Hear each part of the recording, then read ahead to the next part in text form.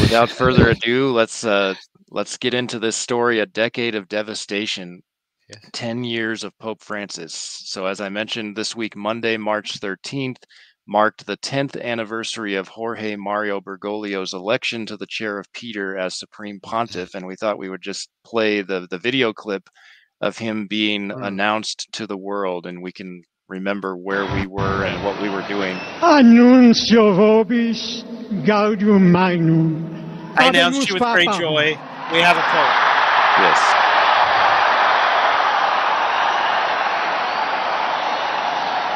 Eminentissimum ac reverendissimum Dominum Georgium Marium, Sancte Romani Ecclesiae Cardinalem Bergoglio. And then obviously announcing his title as cardinal and his name. Qui sibi nomen imposuit Franciscum.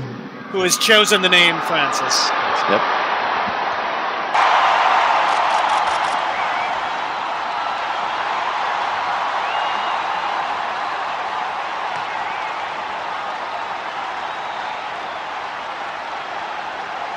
And that usually happens during the day. It was interesting that it happened at night.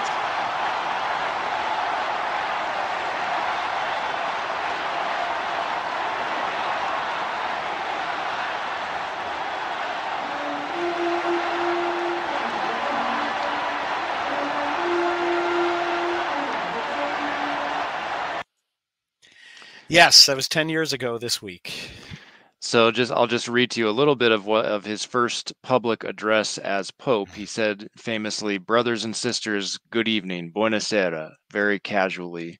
And he said, "You know that it was the duty of the conclave to give Rome a bishop." His emphasis was very unconventional, I guess. His focus was very much on the Diocese of Rome rather than electing a Supreme Pontiff.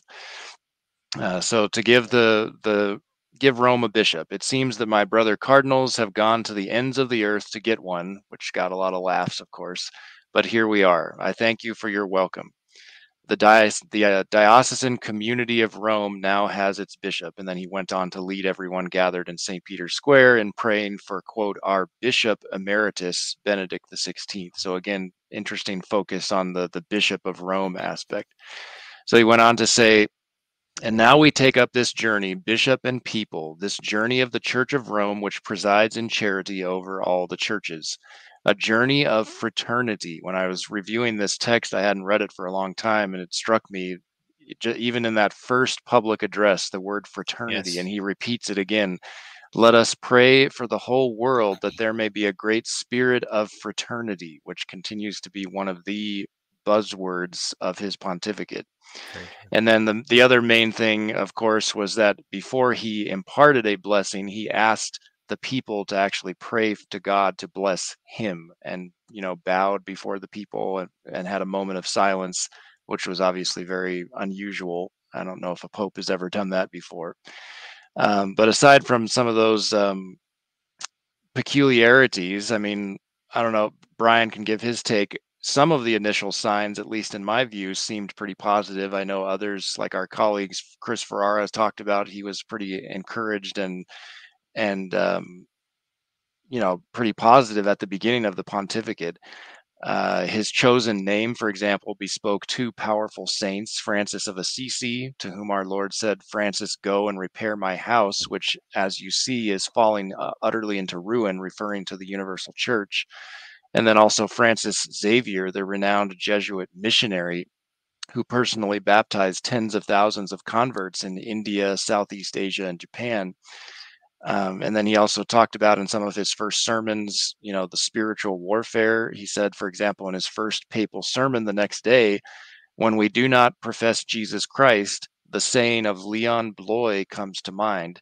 Anyone who does not pray to the Lord prays to the devil. When we do not profess Jesus Christ, we profess the worldliness of the devil, a demonic worldliness. So early on, there were some signs that, wow, he might be actually a very good Pope. I don't know what Brian, what do you remember about those first few days? So I had an interesting perspective because there was an elderly gentleman whom I knew who had been very, big in preserving the traditional Latin Mass for decades. He was in his 90s at the time. He's now since passed away. But he was homebound towards the end of his life, Mr. Charles McFarland, great Catholic gentleman. And it's interesting, the year before Benedict resigned, and nobody expected that, right? I used to go over and visit with him and talk to him at his house. He lived not far from us, and he was homebound, but his mind was very sharp, so he'd spend time researching. And many conversations that last year, he'd always say, "I have something to talk to you about," and he said, "There's this cardinal. It's going to be the next pope, Cardinal Bergoglio in Argentina," and I never heard of him, like many people at that point. And I just, yeah, okay, Mr. McFarland. Right. But I met with him a few times, and he was presenting all this evidence. He said he's being set up to be the next cardinal. And he showed me he had important positions in 5 dicasteries. He'd done this, and he said he's going to be bad. And he showed me a lot of the evidence of what he did in Argentina. Oh, wow. He said he's a syncretist. He, did all these interreligious things. Now, again, by bad, I think at the time, nobody expected what we're going to talk about. My view was, okay, he's going to be another John Paul II. So we're going from Benedict back to John Paul II. Benedict was always uncomfortable with some of those Assisi things. But I still remember the day because he actually died in between those conversations and before Bergoglio was elected. And that was my first thought. I thought, wow, Mr. McFarland was right. And I was very attuned for watching those signs because he had given me all this information about how he was. And soon as he stepped onto the balcony, I remember talking to Chris about this and some other, and Michael Matt even a little bit. No ermine, no papal ermine. And he that immediately, pray for me, Bishop of Rome. And I said, wow, yeah, this is not good. And I remember at the time talking to these people, I was again, I was willing, like others. I agreed. The Catholic response is give him a chance because you never know, even people's history. You never know when they become Pope.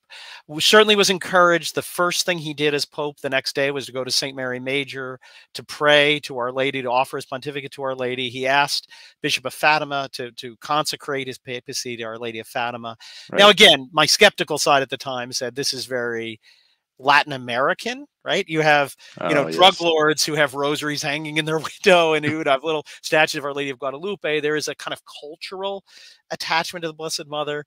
But again, I did keep an open mind as long as I could. But then as soon as I saw John Paul II's crozier come out from the one of Pius IX that Benedict had been using, I was pretty sure we were headed for a bad pontificate. Never anticipated the depths that it would fall that we're going to talk about. But that was my perspective 10 years ago. Yes. But it was really unique. And I really am amazed to this day, the research this gentleman did. I mean, he's the only person I knew that knew so much about Bergoglio long before he was elected. You really got the inside track. He had done a lot of research on the St. Gallen Mafia before that. So it's not, again, surprising he was finding these seeds being sown for his election. Absolutely. Just one thing remember about John Venari, God rest his soul, our predecessor. It didn't take John long to figure out either that there was something bad in the wind. That I remember John publishing just a brief reflection. He had been reading a book that that Bergoglio had written with a rabbi or something, and he said, thus, I think his phrase was like terrible theology, very sloppy.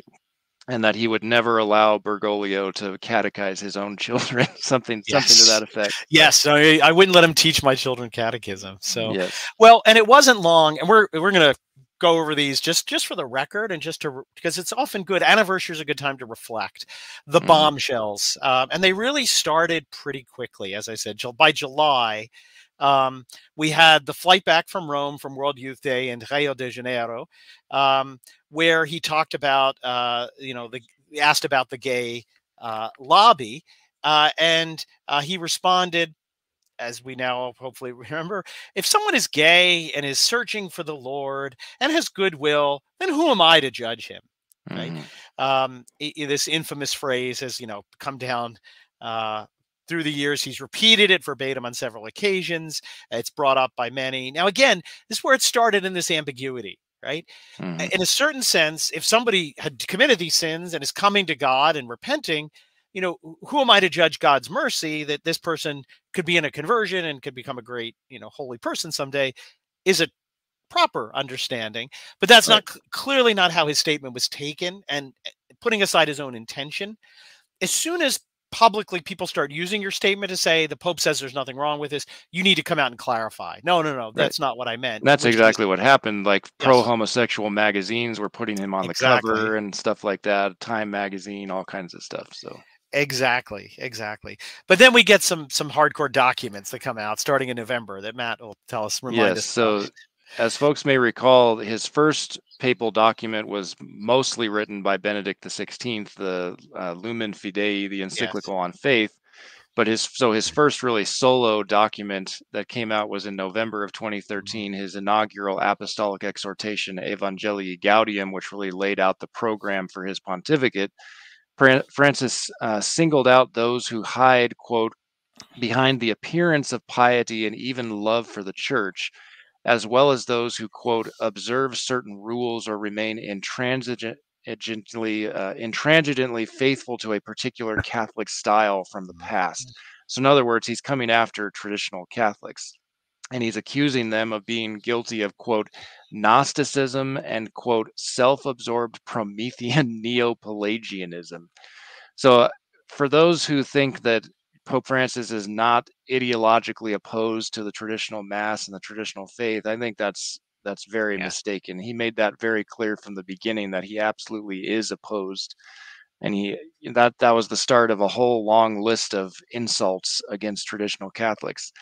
In the same document, he commended, quote, true followers of Islam, and falsely asserted that, quote, authentic Islam and the proper reading of the Quran are opposed to every form of violence, which is just nonsense, absurd, demonstrably false. But that really is kind of the seed of the document on human fraternity right there.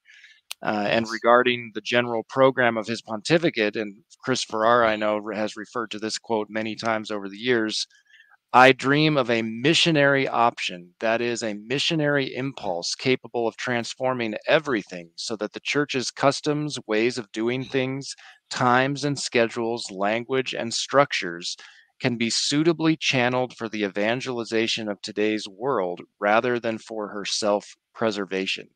So he Yeah, picked churches. I remember that quote because John and I both wrote several articles about Evangelium Gaudium, and this is the document that brought out of John Venari the quote about not let him teach his kid catechism. But it was that particular reference. I remember, and it might have been Chris, maybe a three-way call. I remember talking with them about the times and schedules. It really stood out to us that how deep. It may seem strange. Like it seems like who cares about that? But he's basically saying, I want everything changed from top to bottom for the sake of change. That when you mention such a little detail like that, like I want to change everything. That for example, no advertising traditional masses in parish bulletins. There you go. Again, it really showed that this was a Bolshevik, is one of the words everyone talked at the time. We want to transform everything, which really he has not deviated from. We don't talk about the whole document. It was really a communist manifesto. He's not deviated from it in any way. Everything that comes from Evangelium Gaudium. Yep, exactly right. Well, then it was by February we started. So I think the two main themes you're going to see is attack on traditional Catholics, both liturgical and moral. But then what was going to be his real contribution to the Vatican II revolution, right? Yes. Vatican II primarily was liturgical, doctrinal in theological sense. There were some moves against the moral law, particularly when it comes to marriage, pushing for contraception, changing the ends of marriage, but it was really limited to that. And again, pretty much even through John Paul II, it was like, okay, the church has changed, but the church is still against like all the 7 deadly sins. You know, it was pretty clear that the people like Father James Martin and others who were asking for these more changes in the moral natural law were outliers, right? Right. That Francis's real mission was to implement Vatican II in this area of the natural law and kind of the ethics, moral behavior. And that really gets signaled, a very important event, February 20th, 2014. Yes. Cardinal Walter Casper, who has kind of been fading into the background under Benedict. He was very, very powerful under John Paul II, is sort of brought back in, right? He's kind of recalled, like John the 23rd recalled a lot of the heretical, those condemned under Pius XII to the council. He invites him to give the keynote speech to the cardinal, the College of Cardinals, in a consistory that was happening then, on the, quote, gospel of the family. And it was during this speech in front of the Pope, at the invitation of the Pope. And again, you don't get invited to speak this way by the Pope without like them knowing what you're going to say, right? You basically have to submit. So it's not like it was a surprise, but he advocated specifically for the possibility of allowing divorced and civilly, quote, in quotes, remarried Catholics to receive Holy Communion, even without a declaration of nullity from the church or a commitment from couples in irregular unions, euphemism, to abstain from adulterous behavior. One could say really here that this scandalous speech was the beginning of this attack, not only the Synod on the family, which we'll talk about where that leads, but to this whole undermining of intrinsic evils, of the absolute objective moral law. Again, away from the subjectivity of some people, that maybe subjectively there may be less or more culpability, but objectively that this behavior is always and everywhere wrong. There's no way to excuse the behavior. Really begins with that address. And yet once again, he didn't come out and say, whoa, Casper, I invited you to come back. Obviously that was wrong. Go away again. Casper is given even more prominence and is certainly not corrected for this speech. Right. Another major theme of this pontificate, of course, has been climate change, radical environmentalism, which was championed in the 2015 encyclical Laudato Si on care for our common home, in which Francis promotes all of that kind of ideology, and in many ways really set the stage for the Amazon Synod. For example, in his post-synodal apostolic exhortation Querida Amazonia that came out after that synod, he cites Laudato Si numerous times. I remember John covering Laudato Si extensively in the paper when it came out, because one of the ghostwriters was a former Franciscan priest, as I recall, Leonardo Boff, who was a liberation theologian. That's really the philosophical foundation of that document, is liberation theology and really celebrating, pagan pantheism, and which is exactly what we saw at the Amazon Synod. And then another theme from the pontificate that we've seen over and over, Francis has shown himself to be favorable to liberation theology, and not only that, but just to outright communism. And that was exemplified in July of 2015 during his visit to Ecuador, Bolivia, and Paraguay. Pope Francis was given a blasphemous hammer and sickle crucifix. You've probably seen the photograph, by President Evo Morales, at the time was the communist leader of Bolivia. And when asked about the incident during the flight back to Rome, that's another feature of his pontificate, these outrageous statements usually come in these in-flight press conferences. Francis praised Father Luis Espinal, a Jesuit priest, the Marxist priest who designed the blasphemous hammer and sickle crucifix, a design based, as Francis admitted in his comments, on, quote, a theology that uses Marxism.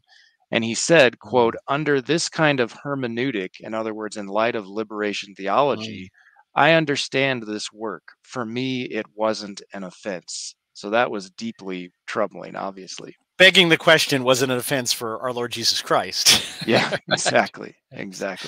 And he said in one of his infamous interviews with Eugenio Scalfari that if anyone, it is the communists who think like Christians. Just lots of those kinds of comments over the last 10 years showing his political colors. Well, and then we obviously get the Synod on the family, which was really when we saw how this revolution would be progressing. We get our model for synods. And again, John was had pointed out, early on when the Synod started, that it was all a rigged process. It was like a Soviet parliament, right? It is just all for show.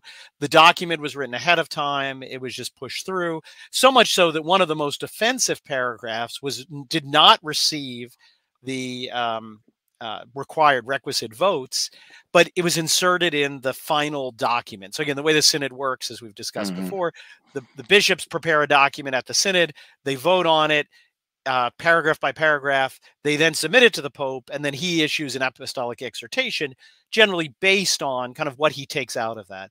So the Synod document, again, according to their own rules, one of the paragraphs, 60 something, is 63 or 69, again, was voted down, did not receive the requisite vote, but Right. apparently with Francis' approval, we'll just leave it in anyway. And then that culminates, after that whole shenanigan of a synod, with the issuing of one of his most famous documents, I think infamous, the post-synodal exhortation, Amoris Laetitiae, on love and the family, which is where we get essentially this promotion of the Casper alternative through a footnote, allowing it. We get statements like the following: the divorced who have entered a new union, for example, can find themselves in a variety of situations which should not be pigeonholed or fit into overly rigid classification, leaving no room for a suitable personal and pastoral discernment. Therefore, or since it can, that's the way it's actually worded in the translation, no longer simply be said that all those in any, quote, irregular situation are living in a state of mortal sin and are deprived of sanctifying grace. And again, the real root, and a lot of people saw this early on, I think it's what elicited a lot of the reaction, the correctio filialis, etc., is that what was at stake here was not so much divorce and remarriage and communion, although they were at stake, but that if you pull this plank out, the entire moral order collapses. Because really the only way to justify what he's doing is what's so-called situation ethics. That there are no absolutes, and that you are not objectively, and again, this is what the church has always taught, you're living in an adulterous union, you're objectively living in mortal sin. Right? And there's no way around that. You are. Right. Now, again, when it comes to going to confession and dealing with that, the priest will judge, okay, maybe you're somewhat less culpable, maybe, again, let's take the extreme case. You were being held hostage at gunpoint and couldn't escape from this and being forced. Okay, you have no moral culpability, but even in that case, what it says is the actions were objectively a state of mortal sin. Whether or not, how much your punishment differed from someone else because of your subjective state is a different issue. Right. The issue objectively is it is a state of mortal sin. No matter what, it is a state of mortal sin. It is always grave matter. And that is what everyone saw. I think, well, not everyone, those who had eyes to see. So it really was at stake in Amoris Laetitiae. That and there's even no circumstance where you could say, absolutely, this is objectively wrong, that it merged the subjective and the objective. And even more egregiously, he says outright, it could be what God himself, I'm quoting, is asking.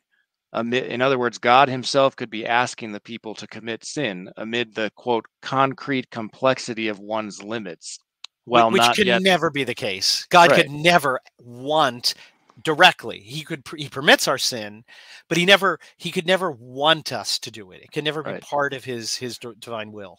And really the piece de resistance in the document is in paragraph 305, where he says, because of forms of conditioning and mitigating factors, it is possible that an objective situation of sin, which may not be subjectively culpable or fully such, a person can be living in God's grace, can love, and can also grow in the life of grace and charity while receiving the church's help to this end. And then there's the infamous footnote number 351, which says, in certain cases, this can include the help of the sacraments. So that's where we have the Casper proposal being enshrined in a papal document. Yes.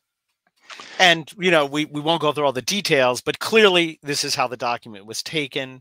There are bishops' conferences, not least of which Argentina, that start directly implementing this, and Francis says, yes, that's what I meant. He confirms that he wrote to them. He wrote to them in September of 2016, praising the bishops of Buenos Aires for their implementation. All of this controversial stuff is in chapter 8 of Amoris Laetitia, and he said in his letter to them, quote, the document, meaning their guidelines, is very good and completely explains the meaning of chapter 8 of Amoris Laetitia. There are no other interpretations, end quote. And then we get the reactions. Again, we won't go through them all, but we know there was a petition to the princes of the church to get Francis to renounce certain identified heresies. Most importantly, there was the cardinals dubia, the four cardinals, three of whom are no longer with us anymore. Or two of them. Yes, two. So you're right. That write with an official dubia that again is when there is doubt as to what is something that has been said or what the position is, and they ask specific questions, and the Pope is really obligated to answer these questions. And whereas he's certainly willing to write notes to almost anybody that writes to him, to this day, the dubia has never been answered in terms of how these statements are reconcilable with perennial Catholic teaching. And again, those cardinals were Brandmuller, Burke, Caffarra, and Meissner. And again, although he's written back to almost everybody and often quickly, never been answered. Yeah, so they submitted those in September 2016. They were made public 2 months later. The following year, September 2017, we had the Correctio Filialis, which addresses, quote, the propagation of heresies affected by the apostolic exhortation of Amoris Laetitia and by other words, deeds, and omissions of Pope Francis. That was originally signed by 40 Catholic clergy and lay scholars and ended up garnering a total of 250 signatures by late October 2017. So really historic public resistance to these very blatant errors of a Roman pontiff, something we certainly haven't seen in centuries, and perhaps never to this degree in church history. And the Amoris Laetitia was followed by other errors on other fronts. We have in August 1st, 2018, the famous change of the Catechism of the Catholic Church. Paragraph 2267 in particular, he changed it to say that, quote, the death penalty is inadmissible because it is an attack on the inviolability and dignity of the person, and the church works with determination for its abolition worldwide, which is another objectively heretical thing to do. Yes. And then in the political realm, selling out our faithful brethren in China in September of 2018, the Holy See signed a provisional agreement, as we know, the secret deal with the communist government regarding the appointment of bishops, which has since been renewed twice. And then moving forward into 2019, early 2019, 2019 was one thing after another. Annus Horribilis, right? It was probably one of the worst years, I think, before 2021. So we start with Abu Dhabi, which we've referred to many times, where the Pope signed the document on human fraternity, which includes the very heretical claim, the pluralism and the diversity of religions, as well as other things which are part of the created order in the list, are willed by God in his wisdom. And again, although God certainly may have willed certain characteristics of human nature that are accidental differences among us, like different races, having different cultures and ethnicities, he certainly did not will, in his positive will, the diversity of religions. He revealed a single religion. So again, really dramatically problematic document, which has since been followed up, which was started there with the building of this syncretist Islamic Abrahamic house that we've reported on for the, quote, three great world religions to have worship on the same space. Then 2019 is the Synod on the Amazon, as Matt has called it, I think very adeptly, Vatican II with an Amazonian face. And this is when we get promoted the ordination of women to the diaconate, which, although doesn't happen in the Francis way, gets swirled around and discussed, the ordaining of more married men than John Paul II permitted. But we really get this overall, again, is this idea of transforming the church, right? That everything has to change, that everything has to be different, and that it's really the era of Vatican II, that modern man is somehow different from everyone back to Adam, and the church has to change everything to adapt itself to modern man. And really, that's the heart of the Amazonian synodal doctrine that comes out of it, is even pushing that further, that everything has to change. And again, we reported on that extensively. It really, I actually think it could have been worse. I think COVID, that came just a couple months later, may have kind of set things back a little with that, because everybody sort of lost interest and focused on COVID. But it still is a document that has got lots and lots of problems, as we've discussed, and really pushes this agenda of remaking everything about the church to have, as Matt says, an Amazonian face for everything. Right. And Brian's analysis of that document, Querida Amazonia, is well, both of I Yes. analyzed the final document for the Amazon Yes. Synod. So if you search Vatican II with an Amazonian face, you'll find that. And then if you search on our website, Francis's Nightmares for the Church, you can find Brian's analysis of Querida Amazonia. So I know Yes. we've covered a lot of ground. There are other things that we could bring up. Obviously, the Vatican's approval of abortion-tainted vaccines in late 2020, Traditionis Custodes in July of 2021, opening of the Synod on Synodality in Rome in October of that year, and then the Responsa ad Dubia follow-up to Traditionis Custodes in December of 2021. The list just goes on and on and on. But I think to kind of step back and analyze, what are all these things about, or how do we explain all of these errors? I think in many ways, the Francis Pontificate is really defined by the 7 heresies that are articulated in the 2019 open letter to the bishops of the church, urging them to act on, it's providing tons of evidence that Francis does believe the essentially their propositions that were formulated by the group of signatories. Brian is among them. So Francis hasn't actually said these particular propositions, but it's clear that he believes them based on his words, deeds, and omissions, like the Correctio Filialis says. So just to give one, I'll read off the first one, for example. It says, a justified person, in other words, one who's received sanctifying grace, has not the strength with God's grace to carry out the objective demands of the divine law, for example, the 10 Commandments, as though any of the commandments of God are impossible for the justified, or as meaning that God's grace, when it produces justification in an individual, does not invariably and of its nature produce conversion from all serious sin, or is not sufficient for conversion from all serious sin. So that's the first heresy in the list.